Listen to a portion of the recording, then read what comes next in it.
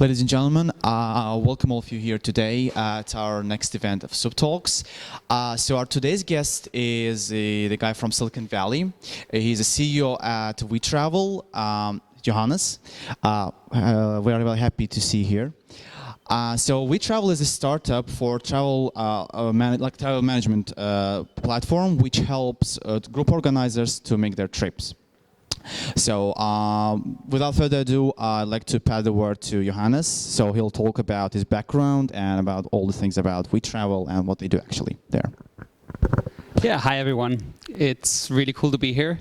So a large and important part of our team is here from Azerbaijan. So it's really cool. It's really cool to be here. I have a short presentation, maybe about 10 minutes. It's about half of it is just my personal background, where I come from, how I got into technology in the Silicon Valley. And then half of it is about the company itself. And then I would like to just continue with QA afterwards. So I have not been in Tajikistan all my life, not at all. Not been in technology all my life, not at all. Before I went to California, I went only to California 3 years ago. I'm originally from Switzerland. And before I went to California, I didn't live in Switzerland. I actually lived first in Swaziland, which is a small country next to South Africa. I was working for an NGO called Doctors Without Borders there. Then I was working for the Red Cross for 3 years in Uzbekistan and Tajikistan. And that was, of course, a very different life than now my life in Silicon Valley, right? So this is a few pictures from Tajikistan. I normally give this presentation in the US and nobody knows where Tajikistan is. They never even heard of the country normally. So this was, I normally explain where I'm from. This was kind of the first trip I made there when I arrived there. It was December. It took me, I think, 15 hours or so to get from the capital to my little village where I was stationed at the Afghan border. And it was only 150 kilometers though. This is when I arrived. This was my house, my office, everything. And this was my team the first night when I arrived there. So the work was really interesting though. We did a lot of work with prisoners. I was visiting prisoners in Uzbekistan, and also in Tajikistan we worked with the families of political prisoners, mainly Islamists that were captured in Afghanistan and Pakistan. This family, for example, was talking to their relative who was in Guantanamo Bay. They had kind of a Skype, similar to Skype connection that the Red Cross always does for many prisoners that are abroad.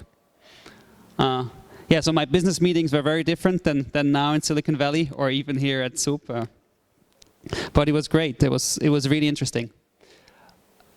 The reason why I'm talking about this is I think if you work for a startup, or especially if you start one from the very beginning, if you're one of the first founders of a startup, there's a lot of similarities between the work I was doing before and the work I'm doing now. So one of the things is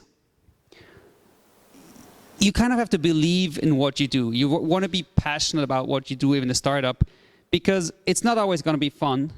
It's often going to be really tough, and you're often going to question yourself, why am I doing this?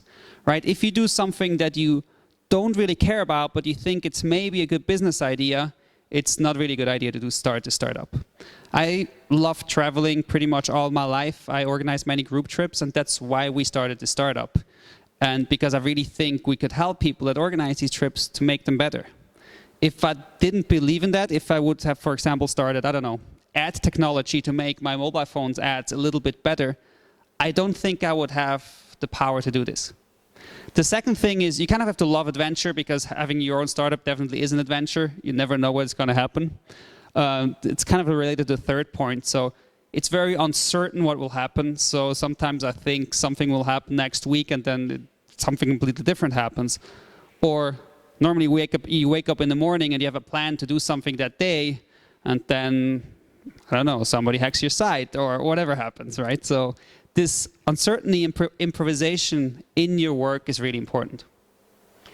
And last but not least, it's just really nice to see the results of your work.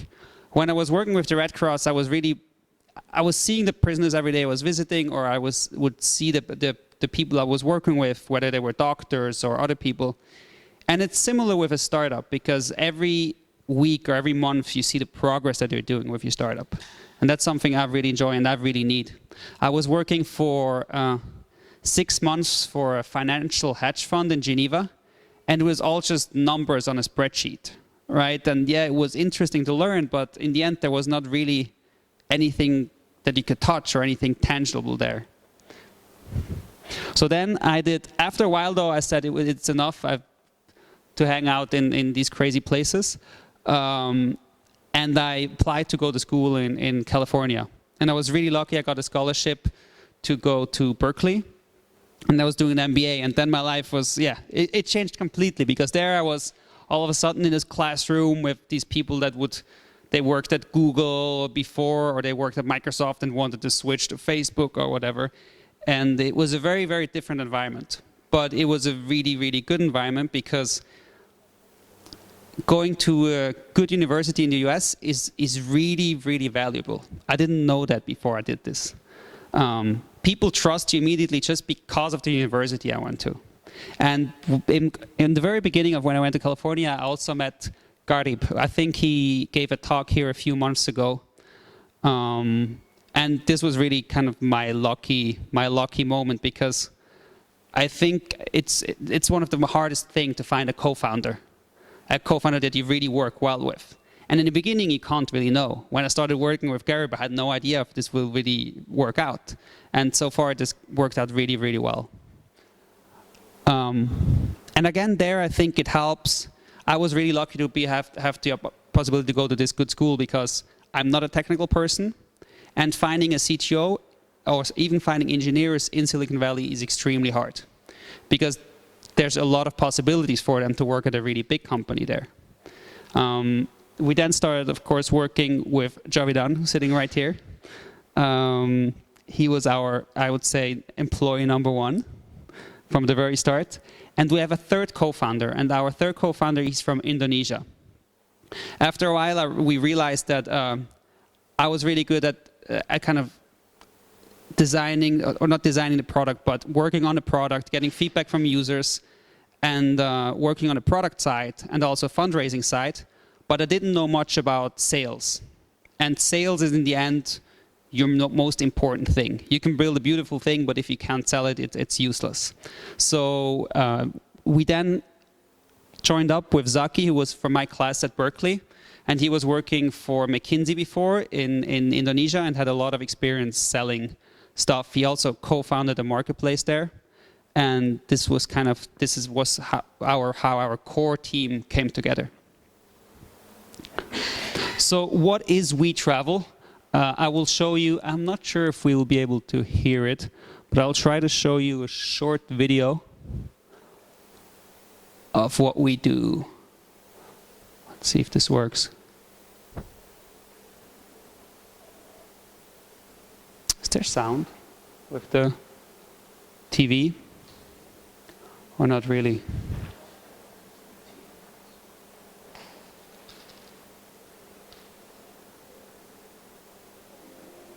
There we go. But organizing them is hard. You can waste days on ineffective promotion, get lost in endless email chains, and constantly chase participants for money. Is there a better way? WeTravel makes managing and promoting trips painless and easy. First, create a beautiful site for your trip in minutes, because a great presentation is a must to attract participants. Indicate a destination, set a price, deposit, and other add-ons. Select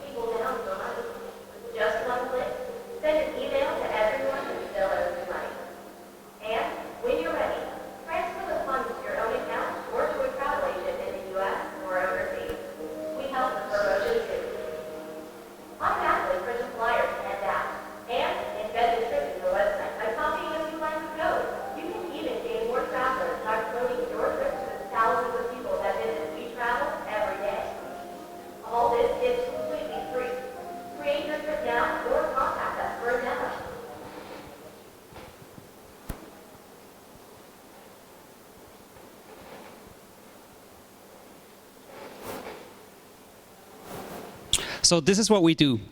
We give anybody that has to organize group trips, whether for friends or in their professional lives, an easier way to organize these group trips.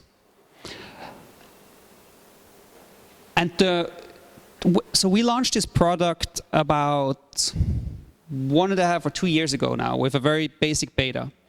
For 1 year we were in beta and it was mainly just students using us. And by now we have transacted about $5 million through the platform. So organizers have organized $5 million worth of trips and collected the money through us.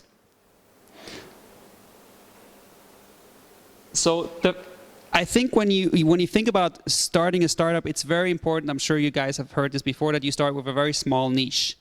And for us, this niche kind of came by accident. We originally built this product thinking that it would be for professional tour guides or people that organize these trips professionally. But when we released it, we kind of tested it with my classmates at Berkeley, and they just started using it because all these big universities in the US, they organize these student trips for 20, 50, sometimes 400 people, right? And having an Excel sheet and having everything manually was really annoying for them. So kind of by accident, we stumbled upon this, and a few weeks after we released it, they asked, hey, can you just make also private trips for us because we want to use it for our friends? And this is how we got this first market where we got a lot of traction.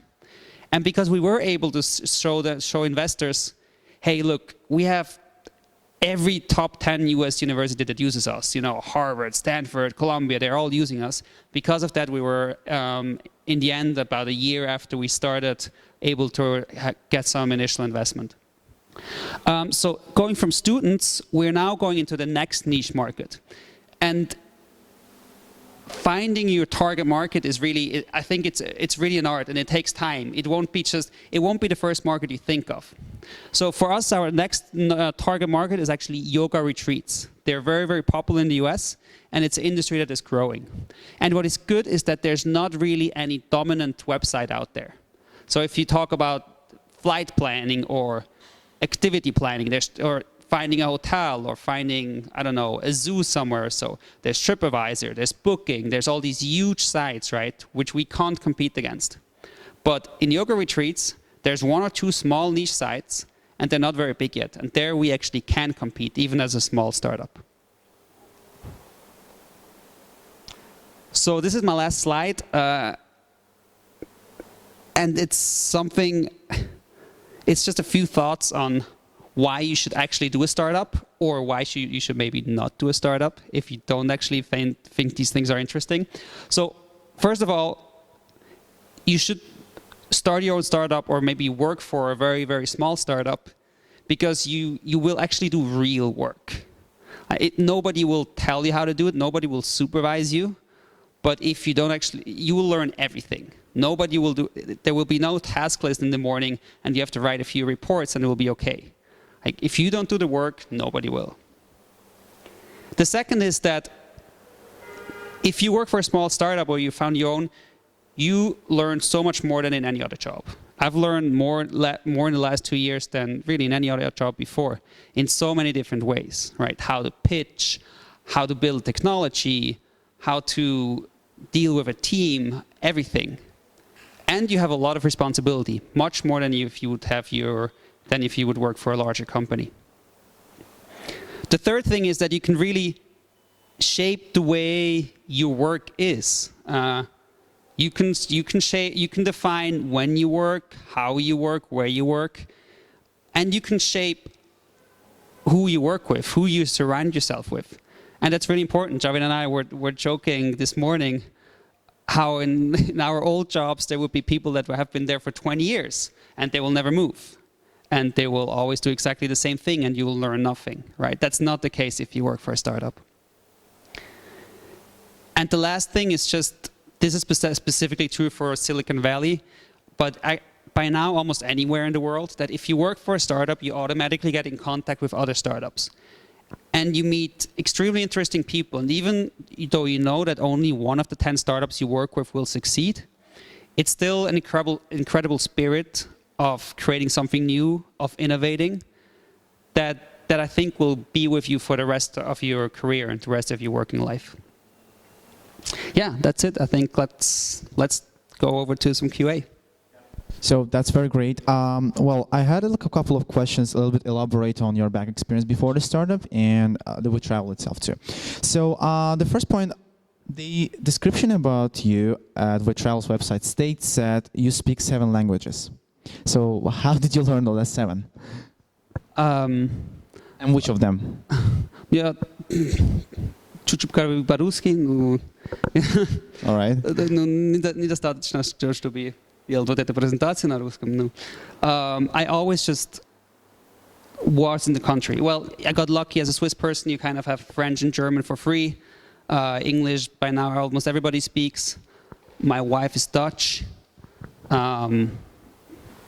Yeah, I spent half a year in Brazil, and then I traveled a lot. I never learned a language in school, honestly.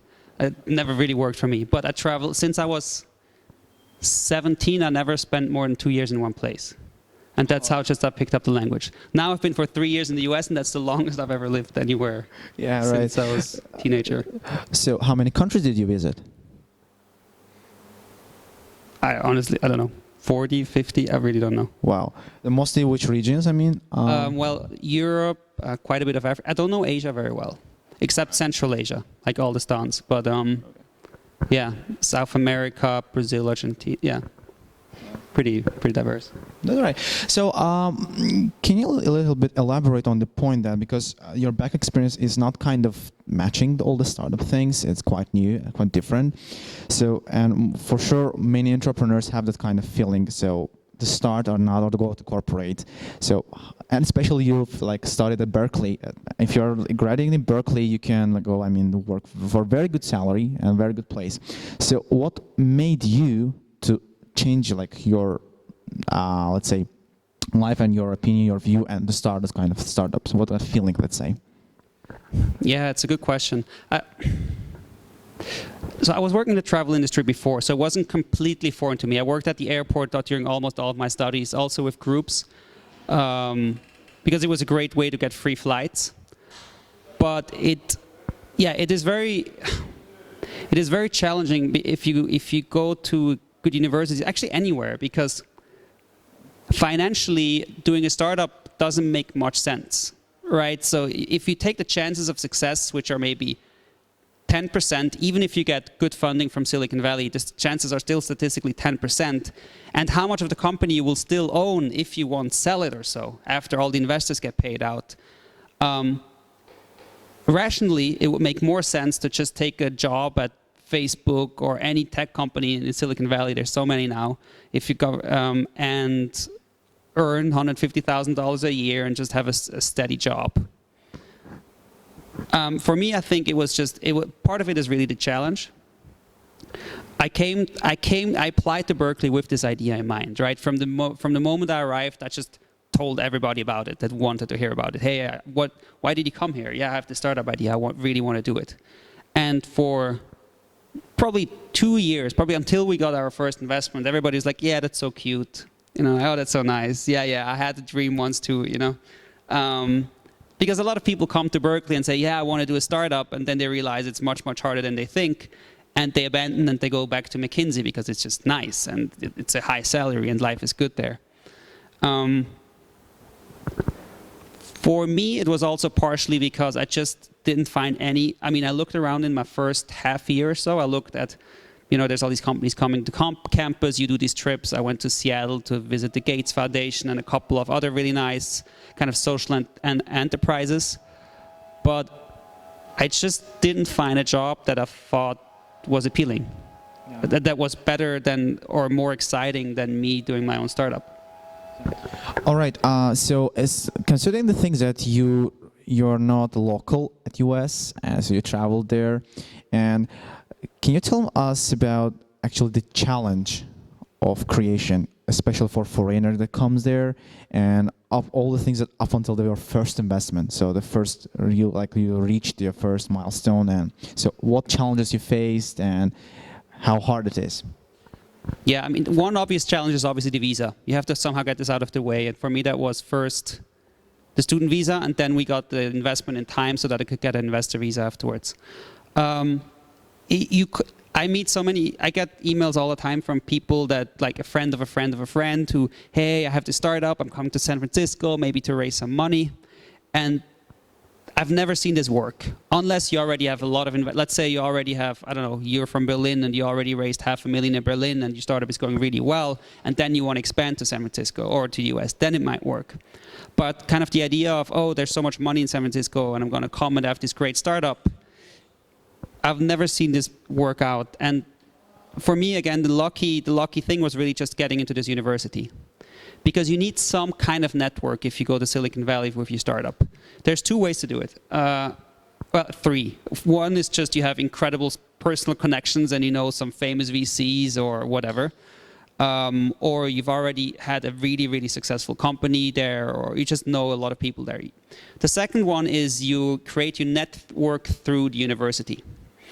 You go to Stanford or Berkeley. That's basically or to any other big, if you want to go to Boston, there's a couple of universities there. In New York, there's 2 or 3. And the third one, and probably the easiest one, because yeah, universities are so expensive there, is if you get into Accelerator. That kind of, you need a network there if you want to succeed there. There's just no other way. People have the impression that whoever has a lot of traction and who has a good idea will get funding in Silicon Valley. That's not at all true. It's all about the network you have. It's pretty sad, actually. I think it's really weird how you can even get to investors and how then investors make their decisions. It's a lot based off, oh, this person told me about you, so okay, let me invest. Yeah, so I think really two realistic ways to make a network there. It's studying there or getting into Accelerator. 500 startups, but there's, I think, 30, 40 accelerators by now in Silicon Valley. And what about being as a CEO of the company and for sure the founder? What challenges do you personally face, while starting all this? And maybe seeing things with a team, maybe the investors, okay, that's a problem. So what challenges actually you feel during all the way? Fundraising is definitely the major one as a CEO, right? Because it is the main part of it. It's not the main part, but it's one of the most important parts of your job. Nobody will do it for you. Only the CEO can do it, because investors will not speak to anybody else that doesn't have the CEO title. And no matter what everybody else in the company does, if you don't succeed at fundraising, everybody doesn't have a job anymore, pretty much. So it's a big pressure. It's a lot of pressure, and it's not. During the fundraising process, I was very nervous, and I think a lot of founders are, because it's just very stressful. You don't know. You literally don't know if you'll succeed, and if you don't succeed, it's not like, oh, we tried, nice. It's like, oh, the company's not going to exist anymore now. I think that's probably the hardest thing as a CEO. The other thing that I think is really strange, but really important as a CEO, is that as a CEO you have to be able, especially in the beginning, you have to be able to get a lot of people to work for you for free. And even the people, once you have raised some money, you will still pay them a really, really bad salary. And you pay yourself a really bad salary too. And that's uncomfortable in a sense. But you somehow have to be able to still convince people to join you on this journey, on this adventure of creating this company. All right. Now to come to WeTravel. So you showed a little numbers. You're doing quite well, and getting I heard about investment you got recently. So you're in the travel industry, and there's a lot of verticals to do. And how hard for you it was to enter that market? And so, especially in the travel industry, what kind of challenges do you face? I didn't know that before I came to Silicon Valley, or before I started the startup. Travel industry is one of the hardest one to raise money for. The only other industry that is harder to raise money for is music. So never do a music startup. Investors just won't even take a call from you. But travel is also very hard, because it's a lot of people that have a lot of enthusiasm.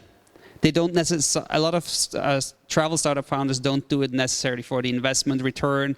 They do it because they think it's something cool. They do it because they think it's something really important. And I think a lot of first-time entrepreneurs actually do a travel startup. And that's why it's incredibly hard to raise money for travel startups, I find. So now let's a little bit question about, like you mentioned that one of the good ways to go to accelerators. And if we're not talking about the Silicon Valley because they're kind of established and they know, but the rest of the world. And I think I read one article, I think at Tech EU, they said there's more accelerators now than the actual startups are. So if someone is not succeeded at startups, they're going to open an accelerator. So how do you think, is it beneficial for startups in like Europe or Asia and maybe like Caucasus, like in Azerbaijan? So is it rational to go to accelerator at those regions, and how effective these accelerators are for the startups? Yeah, it's a good question. I honestly wouldn't know that much about. I mean, we got into 2 accelerators. It always depends on the condition that the accelerator gives you. If it's free or you have to give up very little equity for an okay amount of investment, then yeah, it's probably worth it. We got into the Berkeley accelerator, which is completely free because it's by the university. They don't take any money, but also don't give you any money. And then second, we also later got into 500 startups, but we didn't go, but we got investment from them. If it all depends on your situation. If you're from a good university in the US, the rule is kind of, if you get into Y Combinator, you do it because it's Y Combinator and it's great. If you get into 500 startups, you maybe do it. If you get into whatever their seed star, like if you get into the top 5, you maybe do it. And everybody below you don't, because the added value of the network is just not that good for you. But if you don't have a network, it's worth it. Yeah, it's interesting statistics with how many accelerators there are nowadays, and it's pretty crazy. Switzerland is not a very startup-friendly country, and now they're starting to have accelerator where they don't take anything and give you, I think, 25K and stuff. It's great. It's a bit the chicken and the egg question, right? But yeah, I think it's definitely worth it because there's a lot of opportunities out there. All right. So now particularly looking for Azerbaijan because like the audience here mostly trying to do startups here. What do you think, in which industries or what kind of startups may have potential to at least to grow to some level from Azerbaijan, considering that the market is very small and is very specific? Yeah, it's a good question. Well, I mean, if you have a small market, you always have the chance to copy, right? I'm sure most people know Rocket Internet, the Berlin-based VC fund. They basically just take successful companies from the US and copy them in developing countries. Nigeria, a lot of things in Africa, in Asia. And copying a successful model in a new, smaller market can be something really, really appealing because you know exactly what you have to do. You have a playbook. You have a site to copy. You can literally copy everything one by one, especially in e-commerce. That can be very successful. For other products, it's tough, right? If you have a really good, small, little niche SaaS thing that does a specific technical thing that some engineers need, you can maybe get pretty far ahead. But it, of course, depends on the idea in the end. All right. So, what kind of advice you would give to Azerbaijan entrepreneurs here, especially like knowing all the conditions here? For sure, there's not so many opportunities like Silicon Valley, but definitely, what kind of things our entrepreneurs should like pay attention and look for? Yeah, I think that what in general, especially technology entrepreneurs, don't pay enough attention to is they always focus on how we build a product and what the product will do and how amazing it is going to be. What we spend less time thinking in the beginning is who will actually buy it. And by now, you can test almost every idea very, very easily. And I don't mean test the idea talking to a few customers and saying, hey, is this interesting? Would you maybe buy this? I mean, really, I would be curious. So let's take any random startup idea. I mean, you probably all are in the startup world. Can we just have one idea of what it is? And it can be very, very early stage. Just kind of an idea. Any volunteers? E-commerce. Yeah, perfect. E-commerce is the perfect example. You just put up a nice looking page with whatever you want to sell, and you promise whatever you will have. You imagine the perfect product. You build it on. You build it with Squarespace. You pay $8 a month or so. You build a nice drag and drop website, and the moment they enter their payment details and click book now, you say, "Oh, sorry, this product is sold out right now." Then you buy $300 of Google AdWords for your target, and I think one of the advantages, for example, to be in Azerbaijan is that AdWords are still comparatively cheap, or Facebook AdWords are still comparably cheap. In the US and San Francisco, if you have to bid for travel stuff, you pay like $5 a click or so. So here you can actually get a relatively good number of volume of traffic to your site for maybe $200 or so to test it out. And with the $200, you can sell something that will make your product a profit of more than $200, you're onto something. Or let's say you even make only $100 because then you'll improve the site, etc. But it gives you a very good indication of, is it even worth to start thinking about building this thing that I might want to build? All right. And I'd like to ask you about the WeTravel. So how does the WeTravel's future look like? What's your vision? World domination. All right. No doubt. No, I think we... so right now we're mainly a tool for organizers. And what is interesting is we kind of became this tool not by accident, but by detour. In the end, we always started with the idea of having a marketplace for these group trips that are somewhat special because they're organized by an individual and not by a big company. And what is interesting is that now with the yoga retreats, we're coming back into this. So we have all these yoga teachers that use us because it just makes their life easier. It makes their trip looks better. It makes them look more professional. But now by attracting all of these organizers, we're creating this marketplace again. Right? And these marketplaces are really hard to create because you have the chicken and the egg problem. Like, okay, how do I get enough supply of great trips on my site to then be interesting for travelers? And we are doing it right now by giving the supply side, the organizers, a tool. And this is why they start using us. And we really see ourselves evolving from a great tool for the organizers to a full marketplace where people also find our trips. Right, so now it's a tool, then going like the platform. All right, I think we can now pass the questions to the audience. So if there is anyone to ask the questions, you're free to go.